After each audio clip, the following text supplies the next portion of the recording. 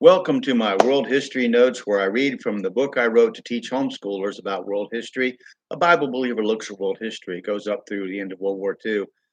Just a survey, not real deep, but definitely about topics that you should know about if you're a Bible believer, and if you want to study history. So, anyway, we'll begin with got a cat here trying to get through the wrong way. So we'll begin with talk about Nebuchadnezzar. A few thoughts on Nebuchadnezzar today. So Durant tells us that Nebuchadnezzar the second. Nebuchadnezzar was also the name of an earlier king from the early 12th century BC.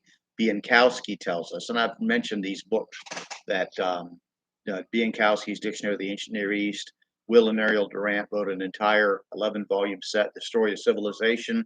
They tried to do a history of Napoleon, but we're going back to see what made Napoleon possible, and they wound up doing an entire history of the world. So anyway, Durant tells us Nebuchadnezzar II was the son of Nabopolassar, who, in alliance with the Medes, liberated Babylonia from Assyrian control. Nebuchadnezzar's inaugural address to Marduk, god in chief of Babylon, as Durant calls him, or another alias for Satan, as I call him, gives us a hint of the new king's character and goals. And here's the quote from the inscriptions that Durant gives us. As my precious life do I love thy sublime appearance. Outside of my city Babylon, I have not selected among all settlements any dwelling. At thy command, O merciful Marduk, may the house that I have built endure forever. May I be satiated with its splendor, attain old age therein with abundant offspring, and receive therein tribute of the kings of all regions from all mankind. Excuse me, I'm going to cough. Daniel, in chapter 2 of his book and in verse 38, states that Nebuchadnezzar is the head of fine gold of the image mentioned in verses, beginning in verses 31 and 32, the most excellent and powerful of kingdoms, representing the height of human power and self glorification. All others after him would be inferior to him. Nebuchadnezzar was illiterate and not quite sane, as both Durant and the Bible reveal, but also the most powerful ruler of his time in the Near East, and the greatest warrior, statesman, and builder in all the succession of Babylonian kings after Hammurabi himself, in Durant's estimation. His destruction of Solomon's temple marks the beginning of the times of the Gentiles, 400 years after the beginning of the building of the temple. With 400 years between testaments, I'm wondering what's going to happen, in the future. We're in that 400-year range. Um, would have been about 10 years ago, but I don't know. It's just numbers can be kind of odd. You have to not take too much from them because you don't know the end result. But I bet we'll find out something very interesting at the end.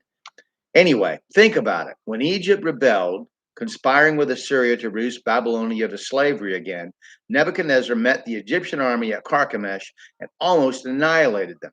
Babylonian merchants then controlled all the trade from Western Asia and the Persian Gulf to the Mediterranean Sea. And after all, that is what is important, as it keeps the money flowing now as then.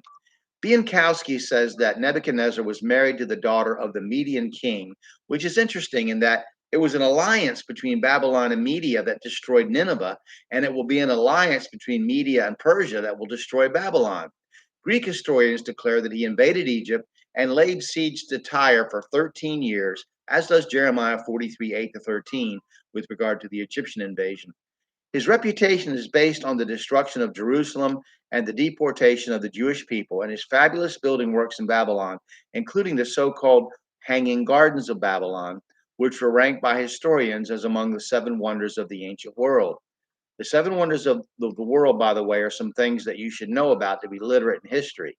These were not a single list, but represented several lists compiled by Greek writers.